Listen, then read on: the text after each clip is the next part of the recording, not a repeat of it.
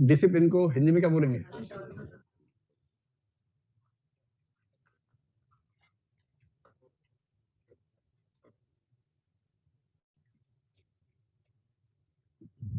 Discipline यानी कि अनुशासन। छोटा सा है, एक दो बातें इसके बारे में पता रहेंगी तो बात खत्म हो जाएगी। सबसे पहली बात, ये क्या होता है?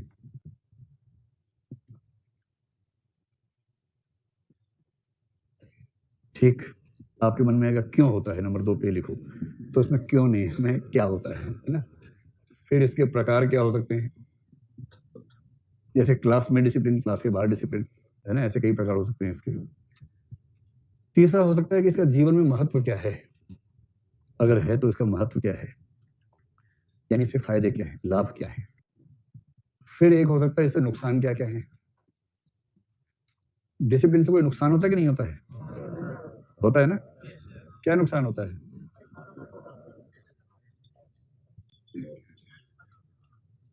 जो सबसे गोलू बच्चे होते हैं ना, इसलिए बहुत आगे नहीं बढ़ पाते, क्योंकि डिसिप्लिन ज्यादा हो जाता है उनके अंदर, मतलब कुछ मौलिक नहीं कर पाते।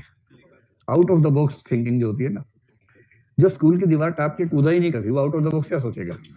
जो बॉक्स में ही रह के सोचता रहा, जो बॉक्स से टापा ही नहीं कभी, क्या सोचेगा? आप ऐसे कितने लोग स्कूल से भागे कभी ना कभी? क्या बात है।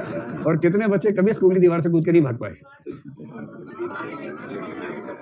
ऐसे लोग हाथ खड़ा कर लें जिन्होंने कॉलेज के जीवन में जितनी क्लास आपने की उससे ज्यादा नंबर में बंक की, ऐसे लोग हाथ खड़ा करें। बहुत बढ़िया, बस आप ही लोगों से देश को उम्मीद है, बस आप ही लोग देश को आगे बढ़ाएंगे। Very good, very good. चलिए इसमें चलिए। अनुशासन एक वर्च्यू है, वह सद्गुण। तो अनुशासन एक वर्च्यू है, और वर्च्यू बेसिकली क्या होता है? मूल्य होता है। जो मूल्य आत्मसात हो जाए वो वर्च्यू हो जाता है। तो अनुशासन वह सद्गुण है जिससे क्या होता है, जिसके तहत जो हमें एक विशेष तरीके से व्यवहार करना सिखाता है। कैसे? वह सद्गुण जो व्यवहार करना सिखाता है।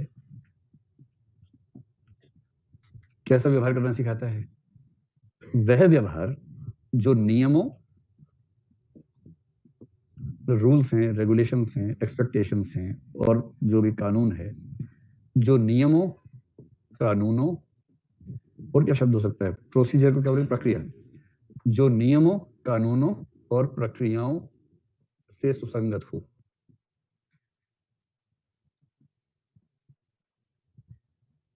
अब इसको आप परिभाषा में जब लिखेंगे तो क्रम थोड़ा बदलेंगे।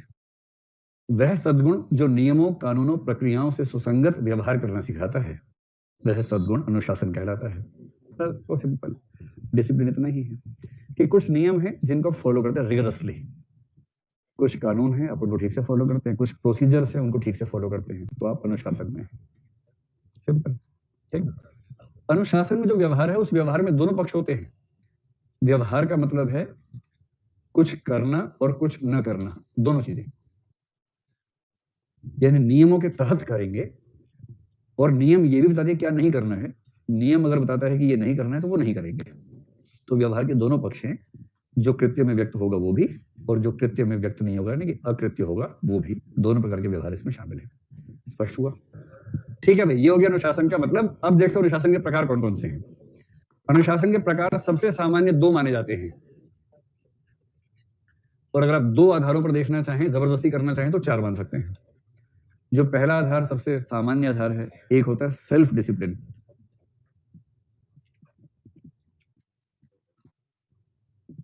सेल्फ डिसिप्लिन, इसे क्या बोलेंगे? स्व अनुशासन, स्व अनुशासन या आत्म अनुशासन। आत्म अनुशासन भी चलता है, प्रसिद्ध शब्द है। और दूसरा होता है इम्पोज्ड डिसिप्लिन। आप कहने के लिए कह सकते हैं पर अनुशासन। तो पहली बात, प्रकारों में पहला प्रकार है सेल्फ डिसिप्लिन और इम्पोज डिसिप्लिन। स्व यानी आत्म अनुशासन, और आरोपित, बड़ा अच्छा शब्द है भाई, वेरी गुड। आरोपित अनुशासन, क्या बात है, जबरदस्त। आरोपित अनुशासन, और ये हो गया आत्म अनुशासन। ठीक है। तो ये बताइए कि व्यक्ति के जीवन की शुरुआत में इनमें से कौन सा होता है? तो प्रायः बचपन में सिखाया जाता है, तो वो होता है आरोपित अनुशासन। और ये सिखाने के 2 ही तरीके, स्टिक एंड कैरेट। तो स्टिक एंड कैरेट, तो मतलब थोड़े टॉफी दे दी बच्चों को, जिसने अच्छा किया ताली बजवा दी, जिसने खराब किया उसको लगा दी, 2-4 झापड़ा मुक्के मार दिए। तो इससे बच्चे मुर्गे बनते बनते इंसान बन जाते हैं। इस भाव से ये सब किया जाता है, ठीक है। एक उम्र के बाद देखिए, बहुत छोटे बच्चे में सेल्फ डिसिप्लिन अगर है तो बहुत चिंता की बात है। और मैं इसलिए बार बार गोलू बच्चों को बहुत विरोध करता हूँ। गोलू वो है जो बचपन से ही अनुशासित हो जाता है, आप अनुशासित हो जाता है। सेल्फ डिसिप्लिन कैसे आता है, इसे महात्मा गांधी और मार्क्स दोनों ने एक कंसेप्ट दिया है। इस कंसेप्ट का इस्तेमाल कहीं करना हो तो जीवन में कर लीजिएगा। इसको बोलते हैं एनलाइटेंड सेल्फ इंटरेस्ट। अब ये मत कहना बड़ा लिखो, इससे बड़ा नहीं हो सकता।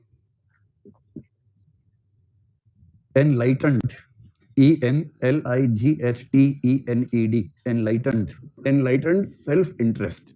इसके लिए हिंदी में जो शब्द चलता है वो है प्रबुद्ध स्वहित। आपने एक शब्द सुना है, अराजकतावाद, अनार्किज्म। अनार्किज्म वो विचारधारा है जिसके लोग मानते हैं कि राज्य को होना ही नहीं चाहिए। राज्य, शासन तंत्र, व्यवस्था, ये सब बकवास चीजें हैं, ये सब नहीं होनी चाहिए। तो उनसे, जैसे महात्मा गांधी अनार्किस्ट हैं, कार्ल मार्क्स अनार्किस्ट है, दोनों अनार्किस्ट लोग हैं। मार्क्स हिंसा के माध्यम से राज्य को खत्म करना चाहता है, गांधी जी शांति से खत्म करना चाहते हैं, लेकिन दोनों मानते हैं कि राज्य को नहीं होना चाहिए। और राज्य क्यों ना हो, उसके तर्क दोनों के अलग अलग हैं। मार्क्स मानता है कि राज्य शोषक वर्ग के हाथ की कठपुतली है, वो शोषण बढ़ाता है। महात्मा गांधी मानते हैं कि राज्य व्यक्ति की जो आत्मिक स्वाधीनता है उसको बाधित करता है, इसलिए राज्य नहीं होना चाहिए। लेकिन दोनों में एक बात की सहमति है, क्योंकि हम सोचते हैं ना कि राज्य के बिना काम कैसे चलेगा, जब पुलिस नहीं होगी, सेना नहीं होगी, सरकार नहीं होगी, काम कैसे चलेगा, नियम कैसे काम करेंगे। इसका उत्तर दोनों के पास एक ही है। दोनों के पास मतलब सबके पास एक ही, जो भी एनार्किस्ट हैं, वो ये है। इसको वो एग्जाम्पल लेते हैं ह्यूमन बींग्स का, और वो एग्जाम्पल आप अपने जीवन से भी देख सकते हैं।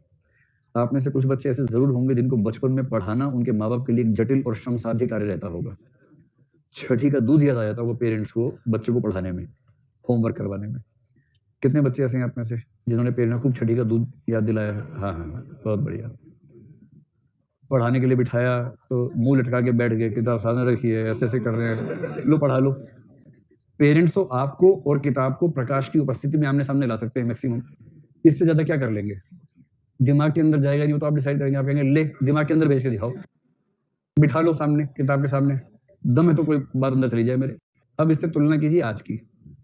तो जो बच्चे बचपन में पढ़ने को लेकर एकदम तैयार नहीं होते थे, पेरेंट्स की पिटाई और तोड़ाई आदि के बाद ही काम करते थे, अब वो लोग जब पढ़ते हैं तो उनको किसी बाहरी नियंत्रण की जरूरत नहीं है, अपने आप पढ़ते हैं, 12-12 घंटे पढ़ते हैं। जिस दिन न पढ़ पाए तनाव में आ जाते हैं, कोई दोस्त डिस्टर्ब करे परेशान हो जाते हैं, और वो चाहते हैं कि उनकी पढ़ाई के बीच में कोई ना आए। इसका मतलब सिर्फ इतना हुआ कि पहले उनको अपने हित की सही पहचान नहीं थी। पेरेंट्स यही तो कह रहे थे कि बेटा पढ़ लो, पढ़ाई काम आएगी, लेकिन तब बच्चा नहीं समझता, उसको लगता है अजीब टाइप के लोग हैं, सारा मजा आ रहा है खेलने में, कह रहे पढ़ाई काम आएगी, तो बच्चा नहीं समझ पाता इस बात को। लेकिन अब आपको रियलाइज हो गया कि दरअसल पढ़ाई काम आएगी ठीक से। और जैसे ही प्रबुद्ध होकर आपने अपने हित को पहचान लिया, बाहरी अनुशासन की, आरोपित अनुशासन की जरूरत खत्म हो गई, आप आत्म अनुशासन की स्थिति में आ गए। अब पेरेंट्स उल्टा बोलते होंगे कि बेटा इतना मत पढ़ो, आंख के नीचे झाई पड़ जाएगी बेटा, शादी नहीं होगी बेटा, कम पढ़ो बेटा, लाइट ठीक रखो बेटा, 8 घंटे काफी है बेटा, इतना मत पढ़ो, पढ़ पढ़ के दुबली हो गई हो बेटा। अब पेरेंट्स ये बोलते होंगे, क्योंकि पहले चिंता थी कि पढ़ नहीं रही है, अब चिंता है कि छोड़ नहीं रही किताब को, क्योंकि अब आप प्रबुद्ध स्वहित के बिंदु पर आ गए। बात समझ में आ गई? जब व्यक्ति में प्रबुद्ध स्वहित की पहचान आ जाती है, और जैसे ये शब्द लिखो, जिक्र कर देना कि महात्मा गांधी ने कहा है कि जब व्यक्ति को प्रबुद्ध स्वहित की पहचान हो जाती है तो उसके अंदर आत्म अनुशासन अपने आप विकसित हो जाता है, सेल्फ डिसिप्लिन। इसलिए सेल्फ डिसिप्लिन लाने के लिए केवल एक सेंस ऑफ अंडरस्टैंडिंग, एक समझदारी की जरूरत है। व्यक्ति को समझ में आ जाए कि ये काम मेरे पेरेंट्स के हित में नहीं है, मेरे हित में है, ये मेरे टीचर के हित में नहीं है, ये मेरे हित में है। और जैसे ही ये समझ में आता है कि मेरे हित में है, आमतौर पर व्यक्ति अनुशासित हो जाता है।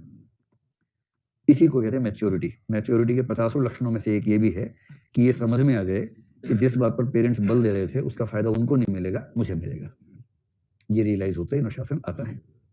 दूसरे स्तर पे कहना हो तो आप कह सकते हैं, एक होता है डिसिप्लिन पर्सनल लाइफ में, एक होता है प्रोफेशनल लाइफ में। तो डिसिप्लिन इन पर्सनल लाइफ, निजी जीवन में अनुशासन, और डिसिप्लिन इन प्रोफेशनल लाइफ, व्यावसायिक जीवन में अनुशासन।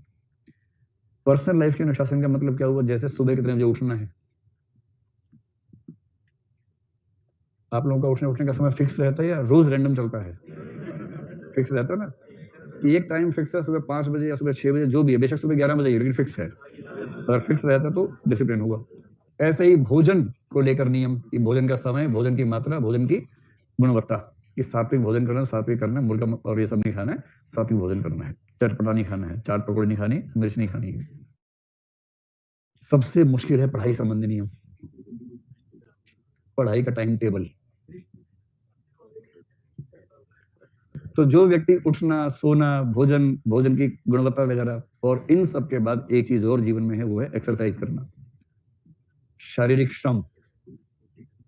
और शारीरिक श्रम के अलावा एक होता है, अगर किसी को योग या प्राणायाम या ध्यान आदि का भी नियम है, रोज आधा घंटा ध्यान रखना है, आंख बंद करके ध्यान में डूब जाना है।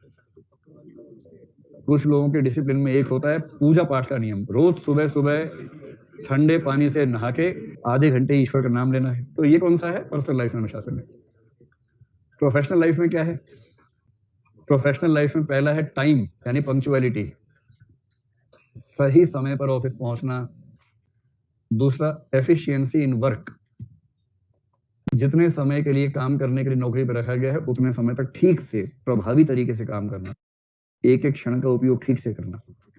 एफिशिएंसी इन वर्क, कार्य में प्रभावी तरीके से कार्य करना, ऐसा कह सकते हैं। तीसरा जो प्रोसीजर्स हैं, एक होता है सरकारी नौकरी में थ्रू प्रॉपर चैनल, सब चीजें प्रॉपर चैनल से होनी चाहिए। तो प्रोसीजर, प्रक्रियाओं के संबंध में जो नियम वगैरह हैं उनका पालन ठीक से करना।